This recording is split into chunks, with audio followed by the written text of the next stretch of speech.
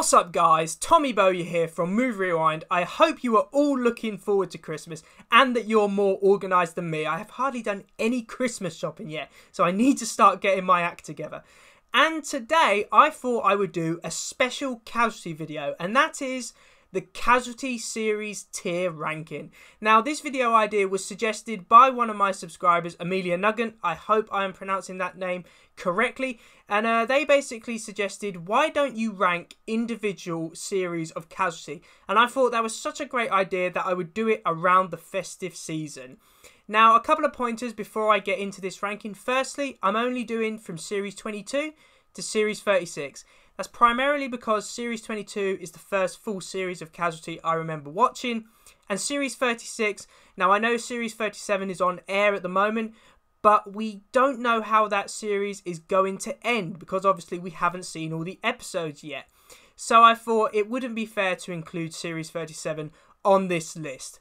Obviously, just like with every other Casualty video I've done, this list is heavily biased. You know, we're all biased, and especially with some of these early series, it's based primarily on nostalgia. I mean, I was a kid when I first saw some of these series, so please keep that in mind. And of course, explaining this ranking, S for me is a first-class series, one where I can find hardly any faults. D is an average series of Casualty. It's still a good series of Casualty, and I enjoy watching the episodes from it. But it's pretty average and quite forgettable. Anything below a D, in my opinion, is a bad series of Casualty. So if a series ends up in E or F, then that's a series I think left a lot to be desired. So with all that kept in mind, let's get on with the ranking. And what better way to start than series 22?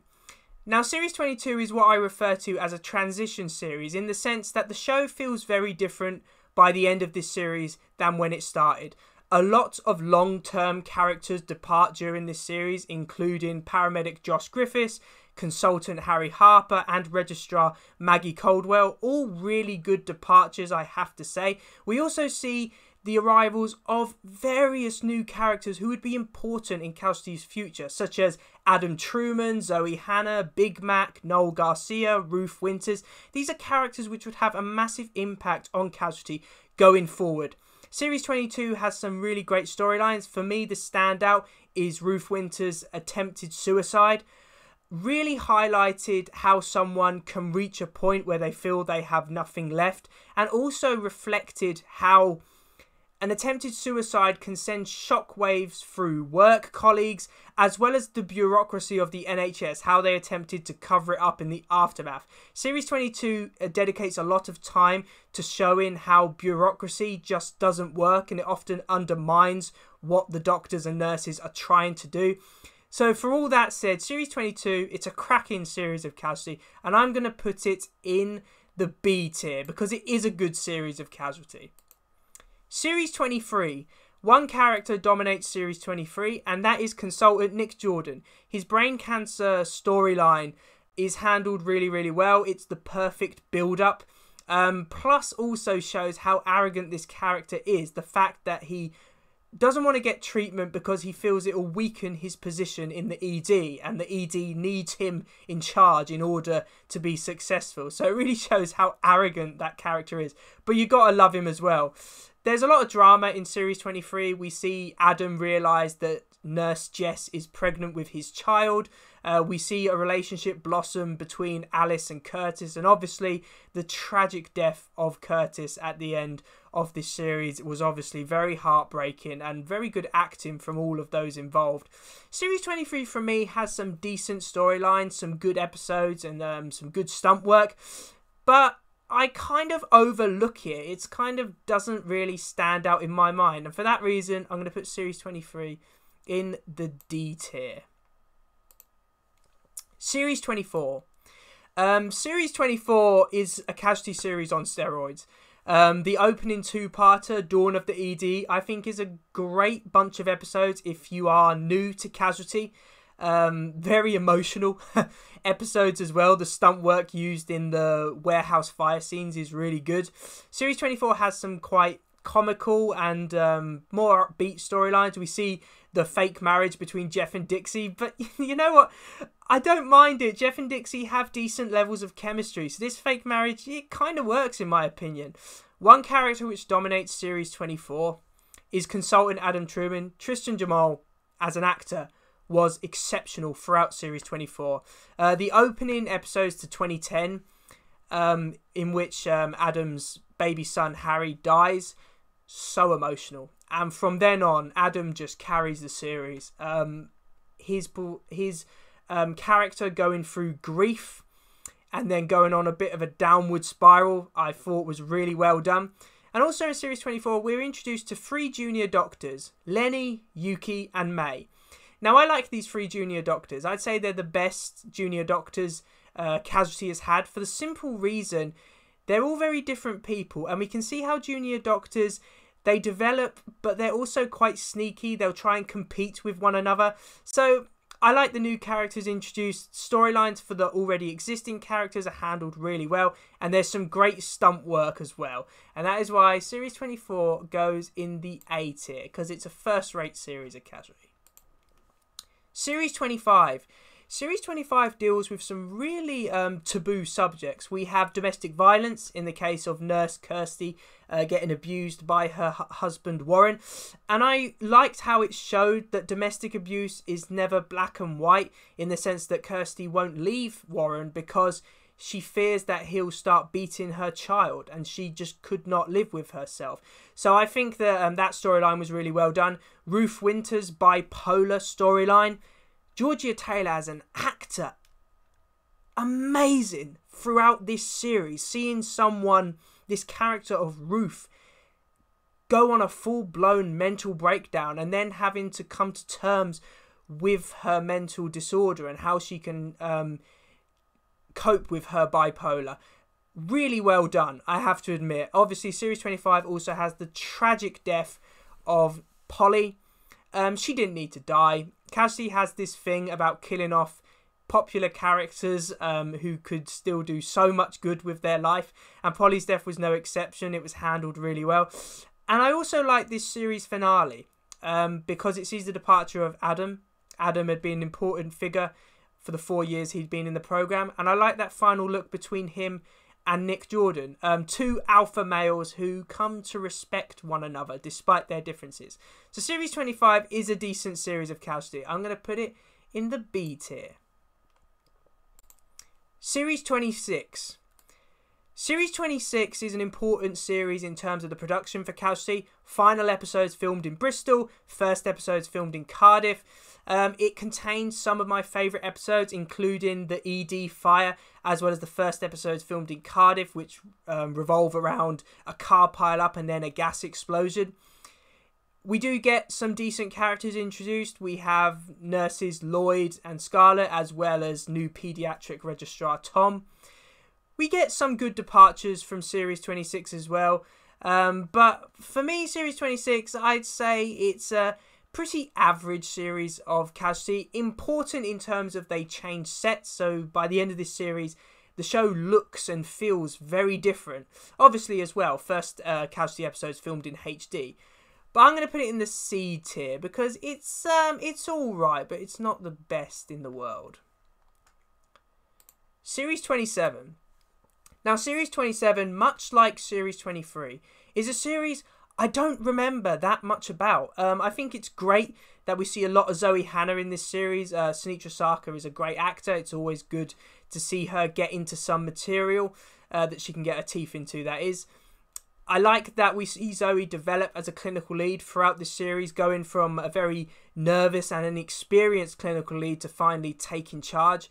We see consultant Martin Ashford return. Ash last appeared in the 1990s, so I always like it when a show can bring back a character who hasn't appeared in the programme for over a decade.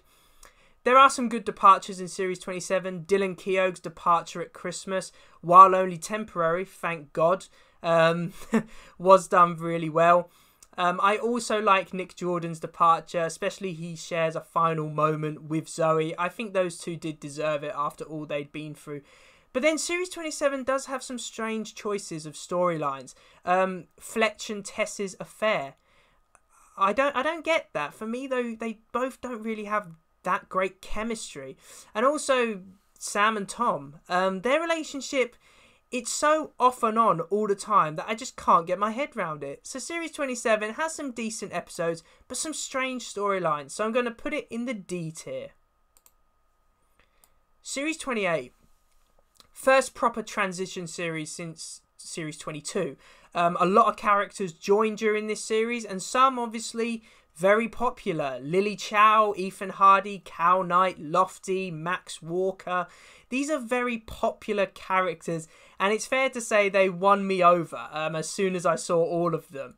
So, and we also see, for Holby City fans, the return of consultant Connie Beecham. I love the rivalry between Connie and Zoe. But let's face it, at the end of the day, while I like Zoe, Connie was the best choice for clinical lead. And it's great to see her take her position by the end of Series 28. There's a lot of stunt work in Series 28. Probably more than most series of Casualty. You have a limo hanging off a bridge. You have a helicopter crash. You have a train derailment with Tess stuck on it and Fletch has to try and save her. So Series 28 has a lot of great stunt work and action sequences. So that's what stands out in my mind for this series. We also have some good departures from Series 28. I like that Sam and Tom get a happily ever after at Christmas. Most TV shows don't have uplifting episodes at Christmas, so it was nice that Casualty bucked the trend. We also see Fletcher's departure as well after his affair with Tess is revealed. I also liked that as well, even though of course Fletch didn't go too far because he got a job in Holby City. So for me, Series 28, really strong series. I'm going to put it in the B tier. Series 29. Now Series 29, early Series 29 at least, is very good. Paramedic Jeff Collier's death, oh my god, emotional as hell. Jeff's death is my favourite Casualty death because of how surprising and devastating it was. Dixie is a central character in Series 29. Her grief over Jeff's death, and I think Jane Hazelgrove did a great job in the role. We also see Zoe and Max get married, which was nice to see. They have really great chemistry between them. And of course, the cliffhanger for Series 29 is amazing, with their wedding descending into chaos, and then a fire on Dylan's boat, and Dylan and Zoe are still on there. Who has survived? That was a really good cliffhanger. Got my heart pumping. And as I said, Dylan returns during Series 29, and he's been a permanent fixture ever since. So I really like that they brought Dylan back. Series 29 is a decent series of Casualty. It has some good moments, but I'm going to put it in the C tier because it's just not as good as some of the other series on this list. Series 30. Now, Series 30 is a very strong series of Casualty. We see the departure of many long-term characters, including Dixie, Zoe. You know, these are characters who have been around for 8, 9, 10 years. And their departures are handled well. Dixie, I like that she gets a happy ever after with her new partner. I like Zoe's departure because it was shocking. We had no idea that Zoe was leaving. So when she turns Max down at the airport and says, "You're better off without me," and departs, that was truly shocking. I didn't expect that to happen. Series 30 has some great plot twists. Ethan and Cal discovering that they're adopted, and not only that, but Ethan discovering that he has Hutchinson's disease. Done really well, I have to admit, done really well. We see some good characters join in Series 30, including Junior Doctor Alicia Monroe, and I love Alicia. She's a great character, so it was good to see her join in this series. And obviously, Series 30 is the only time in Casualty's history where I honestly thought they were going to kill off Charlie Fairhead. The opening two-part of Series 30 is amazing. And that second part, I honestly thought Charlie was dying. So yeah, you caught me off guard there, Casualty, I have to admit. So Series 30, very good series. I'm going to put it in the B tier. Series 31, S tier. S tier all the way. Casualty handled their 30th anniversary like no other show I've seen. Too Old for This Shift, which was the official 30th anniversary special. Faultless. Charles Venn, who portrays Nurse Jacob, referred to it as Casualty in the movie. And you can see why, because it did feel like a full-on movie. I loved how it centred around Charlie. I think that was important. He's been in the show for 30 years. He's the consistent feature of the ED. So it was great that that episode dedicated so much time to Charlie. And obviously the helicopter crash in the ED was amazing as well. But Series 31 doesn't lose steam after the 30th anniversary episode. It continues full on. We see Charlie and Duffy marry. Great. Their on and off romance for over 30 years finally gets a happily ever after, and it's great to see them get married. Their wedding episode is actually really funny. One of those times when Casualty just handled comedy really well. And we also get some more devastating moments. Cal's death, being stabbed. Oh, that was so sad. And Ethan, George Rainsford as an actor, portrays grief so well. You really feel like Ethan, in the aftermath of his brother's death, is just a broken man, hell-bent on revenge. So Series 31, first class series of Casualty, really shows what they can do when they're firing on all cylinders. Series 32, you would think that Casualty would lose steam after an anniversary series. Nope, Series 32, once again, an impeccable series of Casualty.